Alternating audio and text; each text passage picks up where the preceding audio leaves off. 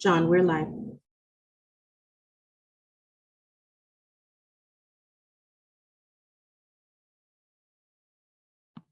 All right, at this time, will all sergeants please start their recordings? PC started. Recording to the cloud, all set. Backup is rolling. Thank you, and good morning, and welcome to today's remote New York City Council hearing for the Committee on Transportation. At this time, would all panelists please turn on their videos for verification purposes, and please place all electronic devices to vibrate or silent mode. Thank you for your cooperation. Chair Rodriguez, we are ready to begin. Thank you, Sergeant, and thank you again, all the tech team, for allowing us to connect all New Yorkers to the hearing. Good morning and welcome to the Committee on Transportation, a hearing to vote on proposed intro 946-B, sponsored by Councilmember Lander and Dennis Rodriguez, the chair of the committee. Proposed intro 946-B will prohibit on-call scheduling for utility safety employees and require that advance notice of work schedule be given to utility safety work employees. This bill seeks to ensure that the men and women performing critical on-the-ground infrastructure work in our city are treated fairly. Proposed intro 946-B would ban the practice of on-call scheduling for utility safety employees who locate and mark on-the-ground infrastructure. The proposed bill will prohibit the employer from canceling, changing, or adding work shift within 72 hours of the start of the shift, except in limited circumstances.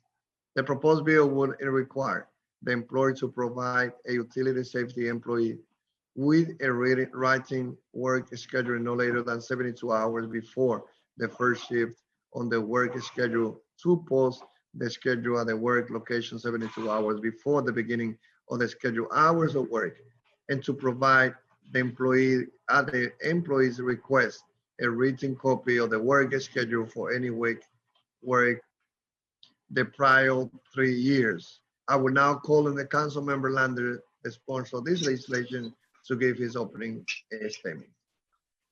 Thank you so very much, Chair Rodriguez. Utility safety workers, also known as underground utility locators, perform really critical essential work for our city.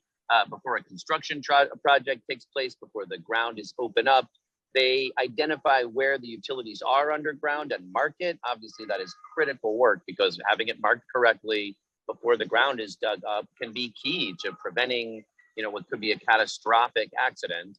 So it's critical that they can do their best, both to keep them safe and to keep New Yorkers safe.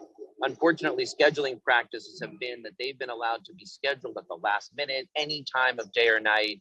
And we're not talking here about emergency situations when, of course, people could be called, but routine construction work that can easily be scheduled in advance and for which there is no reason to demand on-call scheduling.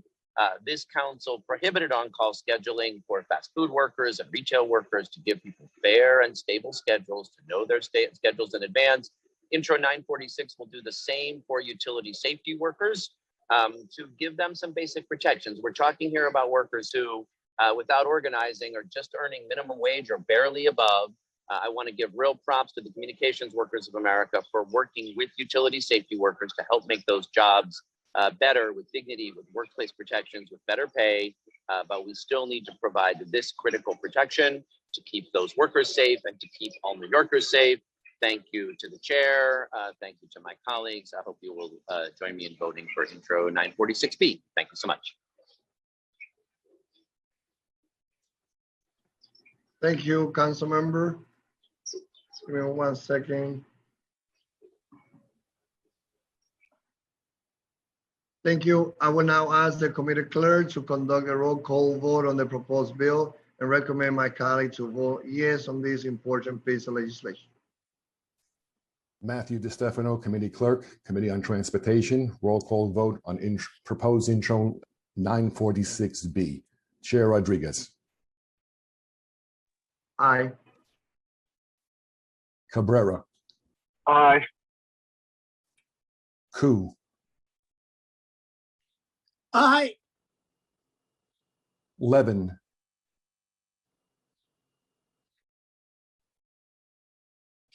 Aye. Levine.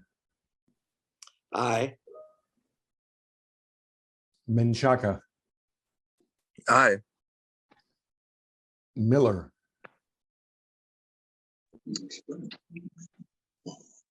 Permission to explain my vote. Permission granted. So while we certainly are not here to debate the merits of the validity of the work and what the work that we've done as a council here on behalf of fast food workers, I do take exception, as does leadership in the labor movement, with this body attempting to legislate what those who have been duly elected and trained to do, which is organized labor. Certainly, again, there is merit to this, but there is individuals who have been duly elected to do so. And what we have created here, unlike in the case of the fast food workers, we are creating a floor and not a ceiling, which ultimately has an impact not just on industry, but organized labor. I would submit that it is the responsibility of this body to support the right to organize and the right to collective bargaining. But having been a president and business agent and negotiated such provisions of a contract, it is certainly not the duty of this and responsibility of this body when they have an exclusive bargaining agent tasked with doing that. So with that, I'll be abstaining on this. Thank you.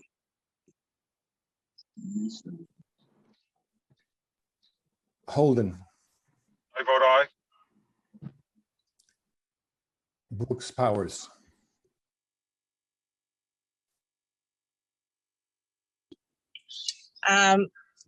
Just echoing the sentiments of my colleague, Councilmember Miller, and being someone that has also been a part of the labor movement, I will abstain my vote on this.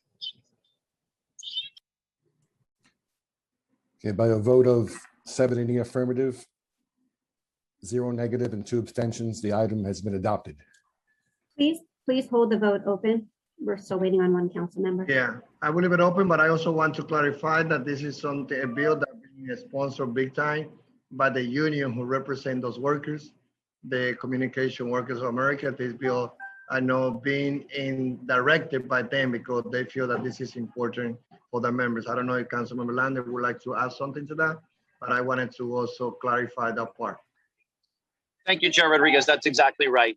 These workers are represented, and their representatives who have been duly elected as, through Communications Workers of America and have signed a collective bargaining agreement, believe that this is a critical legal floor, as Councilmember Miller speaks to, that provides them an opportunity to bargain for even stronger workplace protections. This would apply if there's no collective bargaining agreement in place, because there are underground utility workers who are not represented in this bargaining unit. And it provides a floor for that collective bargaining agreement. So I certainly respect the words of my colleagues 100%, but it is a helpful clarification that this is supported by the union that represents most of these workers. Thank you. And I want to, we will leave it open, and somebody else will close it. The clerk will close it. And I also want to thank Speaker Corey Johnson, because this thing happening only with, the introduction and carried by Councilmember Lander, but also with the support of the leader of the council, which is our Speaker, Corey Johnson. So with that. Thank you, Chair. Thank you, Chair. I share that sentiment as well.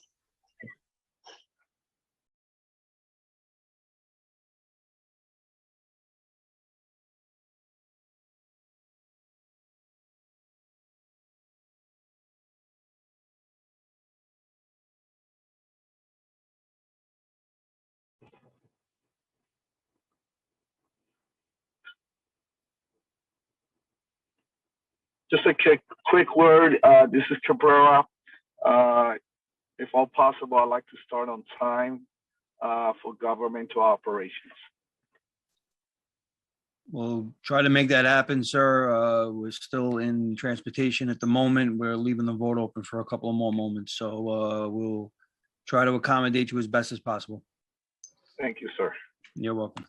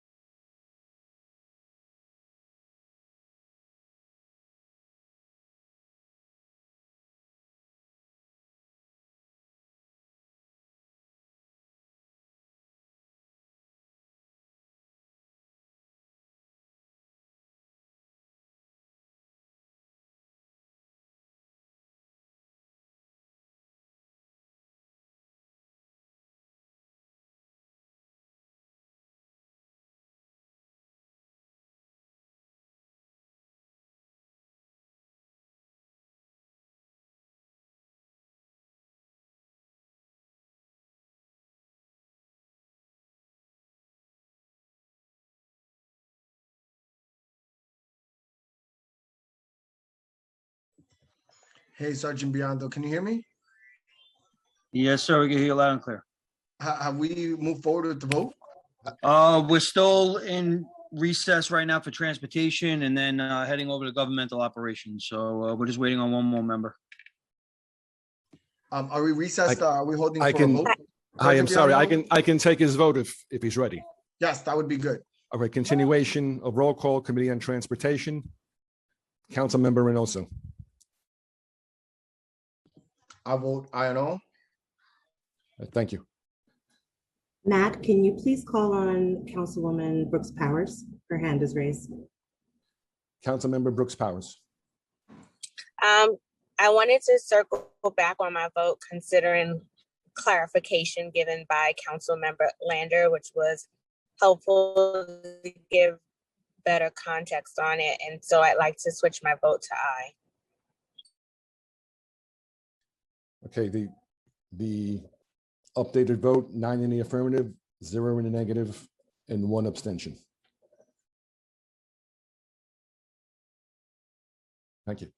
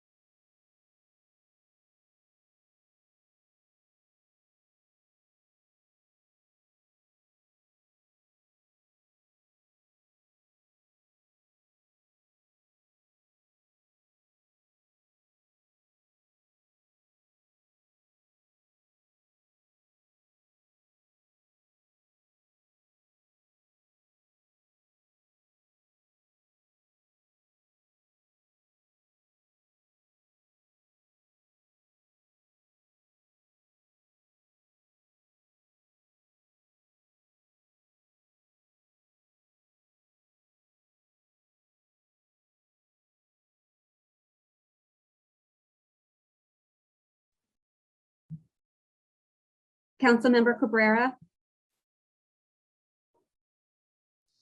Yes. or would you be able to adjourn the transportation hearing, please? So can you Absolutely. close? Yeah, and close out the vote. Sorry. Hold on one second, Jessica. I think clerk has to read the final tally. Oh, sorry about that. Thank you. Hi, final vote, Committee on Transportation, 9 in the affirmative, 0 in the negative, and 1 abstention. Thank you. Thank you so much. And with that, we close today's Committee on Transportation. Thank you so much.